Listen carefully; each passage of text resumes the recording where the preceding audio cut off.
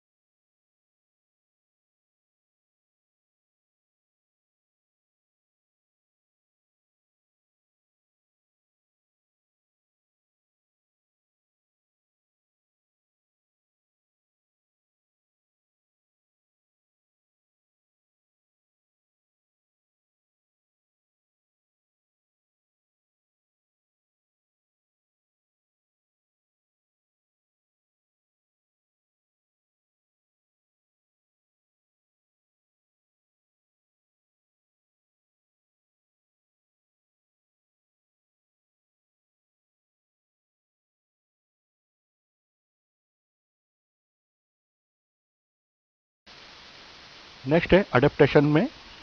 Adaptation किस किस तरह के होते हैं, इसका एक छोटा सा एक ब्लूप्रिंट दिया हुआ है, या फिर हम कह सकते हैं इसका छोटी सी इमेज है। एपीफाइट्स नंबर 1 इमरजेंट लेयर है। ऊपर वाली लेयर जो होती है इमरजेंट लेयर कहलाती है। कैनोपी का मतलब होता है जब सारे प्लांट्स जंगल के आपस में मिलकर एक रूप बना लेते हैं, उसको कैनोपी कहते हैं। अपर रूप को कैनोपी कहते हैं। जो नीचे वाली लेयर बनती है उसको अंडर स्टोरी कहते हैं। फॉरेस्ट का जो फ्लोर होता है वो जनरली ह्यूमस वाला होता है और इसको हर्ब्स बनाते हैं। अब हम देखते हैं आगे कि अडेप्टेशन जीवों में किस प्रकार। अब यहाँ पे आप देख रहे होंगे न्यू वर्ल्ड मंकी और old world monkey. Old world versus new world monkey adaptation. New world monkey are all arboreal while old world monkeys can be either arboreal और टेरेस्ट्रियल। अर्थात न्यू वर्ल्ड मंकी जो होते हैं ये सभी सभी arboreal प्रकृति के होते हैं, अर्थात पेड़ों पर ही रहते हैं। जबकि ओल्ड वर्ल्ड मंकी जो होते हैं ये आर्बोरियल या टेरेस्ट्रियल, पेड़ों पर भी रह सकते हैं, जमीन पर भी रह सकते हैं। Old world monkeys such as macaques और for example have cheek pouches so they can store food on the go and consume it later. New World monkey don't need these as living primarily in leaves, trees. These, like jungle monkey, for example, minimize the need to flee from predator. Old world monkey generally होते हैं, इनके जैसे मक्के आदि में इनमें चिक pouches होते हैं, जैसे थैला होता है गले में कह सकते हैं। इसलिए अपने उसमें फूड को स्टोर कर लेते हैं और बाद में उसको कंज्यूम करते रहते हैं। लेकिन न्यू वर्ल्ड मंकी के लिए ऐसी कोई ज़रूरत नहीं होती, क्योंकि ये रहते ही पेड़ों पर है, जिस कारण इनको आसानी से वहाँ पे लीव्स या फ्रूट वगैरह मिल जाते हैं खाने के लिए। और इसीलिए इनको एक चीज़ और है कि दुश्मन से भागने की भी ज़्यादा ज़रूरत नहीं होती, क्योंकि वे वैसे ही पहले ही पेड़ों के ऊपर दूर रहते हैं, दुश्मनों से, प्रेडेटर से दूर ही रहते हैं। Old world monkey have ischial callosities or hairless rump pads, which may represent adaptation for extended period of sitting or lying on rough branches, rocks and the like. Old world monkey में जो होता है Stiell callosities और hairless rump pads पाए जाते हैं, जिस कारण ये आसानी से देर तक किसी स्थान पर बैठ सकते हैं, रफ जैसे रफ ब्रांचेस के ऊपर बैठना, इस तरह से वहाँ परेशानी नहीं होती इनको। New world monkey owl night monkey only nocturnal monkey होते हैं। ईट लीव्स फ्रूट्स एंड इंसेक्ट्स, ये फलों को, पत्तियों को, कीड़ों को खाते हैं। कैपुचिन्स आर टूल यूजर्स, लेकिन कैपुचिन मंकी ऐसे होते हैं जिन्होंने टूल्स का यूज करना सीख लिया। कैपुचिन मंकी को अक्सर बीजों को तोड़ने के लिए पत्थर का यूज करते हुए देखा गया है। Old world monkeys, old world monkey are just very different from new world monkey. For instance, they do not any form of prehensile tail, which basically means do not have the advantage of the extra limbs. Old world monkey जो होते हैं ये new world monkey से different होते हैं, जैसे कि old world monkey में प्रिहेंसाइल टेल नहीं पाई जाती, लंबी टेल नहीं पाई जाती, which basically means they do not have the advantages of the extra limb. जैसे कि न्यू वर्ल्ड मंकी में टेल का यूज करके प्लांट्स में बैलेंस बनाने के काम कर सकते हैं, टहनियों को पकड़ सकते हैं। To the right is a picture of a pair of chimps. As you can see they do not have any form of tail. यहाँ चिंपांजी दिख रहे हैं, इनमें कोई टेल नहीं है। ये ओल्ड वर्ल्ड मंकी का एग्जाम्पल है। Lion-tailed macaque. Lion-tailed macaque is an old world monkey named due to its lion-like long, thin and tufted tail. This adorable primate is unfortunately among most endangered of the macaque around the globe.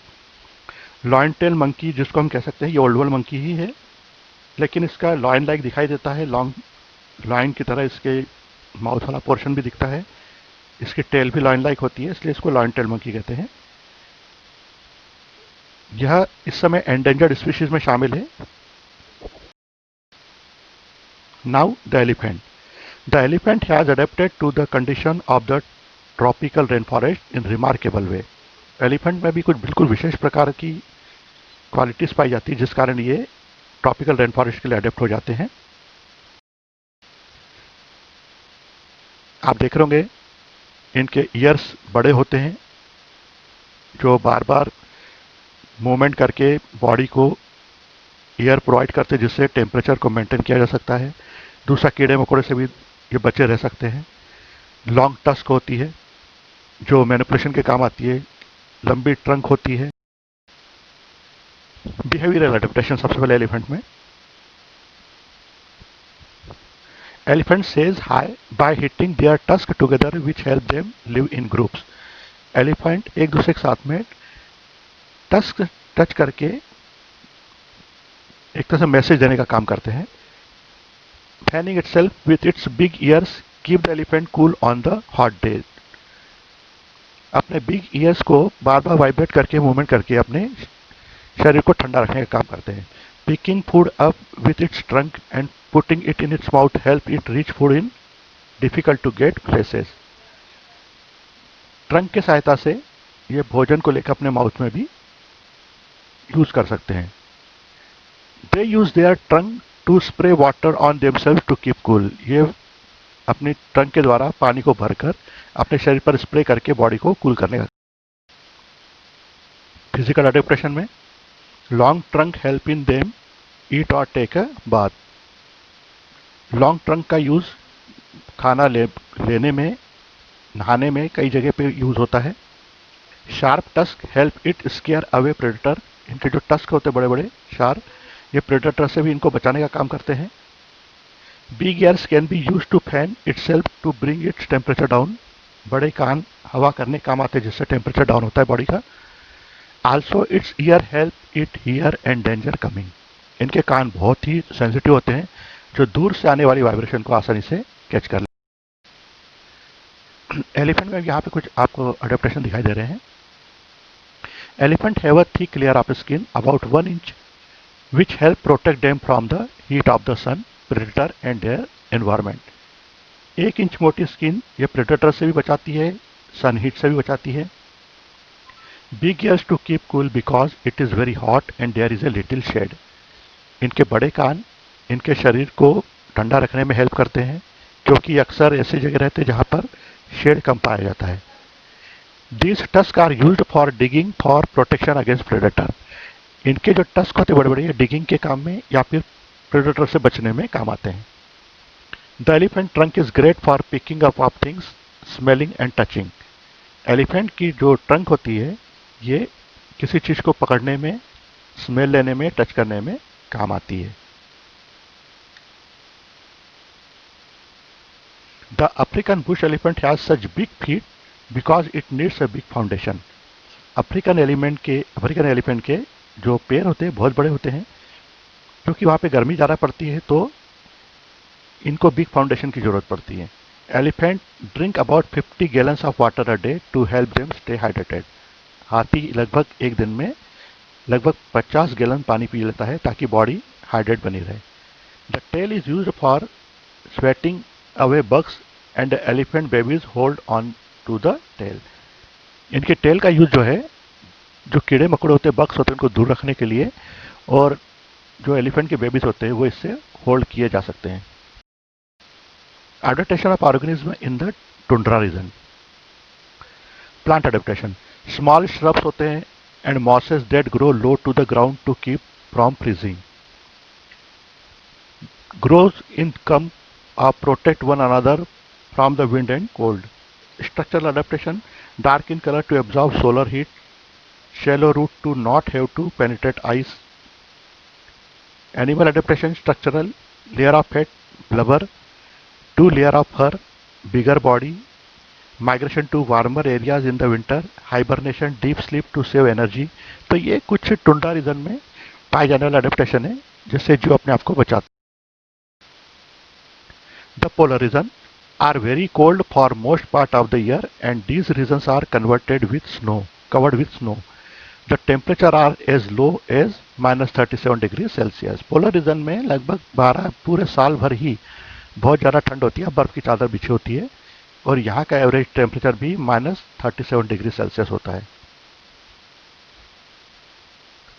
For 6 month the sun does not rise and for other 6 month the sun does not set. यहाँ पे लगभग 6 महीने तक सूरज उगता ही नहीं है और अगले 6 महीने तक सूरज डूबता नहीं है। Some of the animal found in the polar region are polar bear, seal, penguin। ये कुछ विशेष जीव है जो इस एरिया में पाए जाते हैं। पोलर रीजन में आप देख रहे होंगे पेंगुइन और दूसरा है polar bear. Adaptation of penguin. Penguin में अब किस तरह का अडेप्टेशन होता है? Die move. इनमें सबसे पहले पेंगुइन जो होते हैं ये वो बर्ड्स हैं जो वाटर में रह सकते हैं। इनमें मूवमेंट के लिए heavy solid bones, a pair of wings, waterproof feather और स्ट्रीमलाइन बॉडी होती है। Streamline body help to reduce the resistance. Waterproof feather जो होते हैं to swim faster in the water. Heavy solid जो बोन्स होती है वो dive more easily and a pair of wings propel forward in the water. इन कामों के लिए हेल्प करती है। अपने आप को वार्म रखने के लिए a layer of overlapping feather coated with oil and it makes pockets of air underneath their feathers which hold the heat। अर्थात जो पेंगुइन के शरीर में जो लेयर्स होती है ऑयल फिटेड, ये पॉकेट एयर पॉकेट बना लेती है इनके फेदर्स के नीचे, जो हीट को होल्ड कर लेती है, जिससे इनको गर्माहट मिलती रहती है। इसके अलावा पेंगुइन्स प्रोटेक्शन के लिए मूव इन ऑलवेज ग्रुप्स। ये ग्रुप में ही रहते हैं हमेशा। Guard around the eggs. अपने अंडों की चारों ओर सुरक्षा करते रहते हैं। और swimming zigzag through the water. Swimming भी ये जिगजैग करते हैं ताकि इजीली प्रेडेटर के पकड़ में ना आ सके।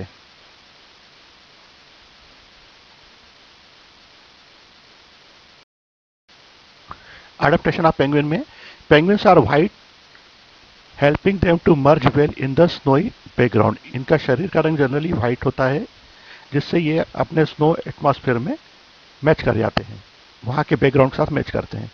They have thick skin and a lot of fat which protect them from cold. इनके शरीर में थिक स्किन और फैट बहुत होता है जो इनको ठंड से बचाता है। Penguins huddle together to keep themselves warm. Penguin सर्दी में एक दूसरे से बिल्कुल चिपक कर रहते हैं जो जिससे एक दूसरे को गर्माहट मिलती है। नेक्स्ट है polar bear. Polar bear have an excellent sense of smell.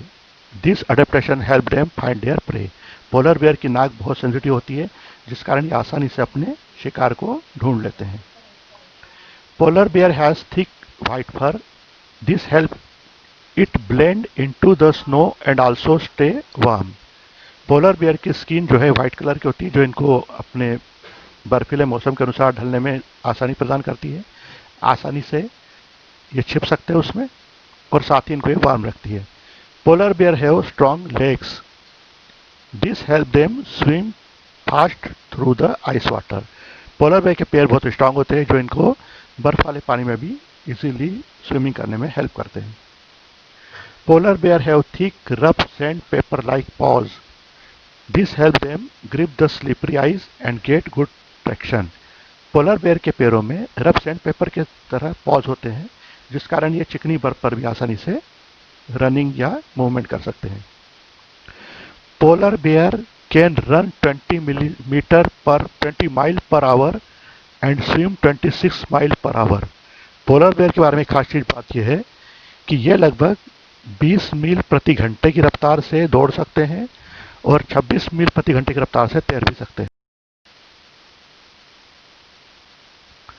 इसके शरीर का जो अडेप्टेशन होता है, व्हाइट कलर होना, फर होना, इससे कई फायदे हैं कि इसको its predator and prey are unable to see it, कि इसको आसानी से कोई देख नहीं सकता। White fur is not easily visible in the snow background. It has a very strong sense of smell. It help the bear to locate and catch its prey. It has longer curved and sharp claws. This help to the walk on ice. It has a layer of fat under the skin. The fat insulates its body from cold and keep it warm.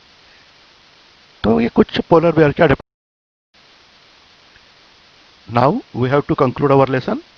Thank you for watching.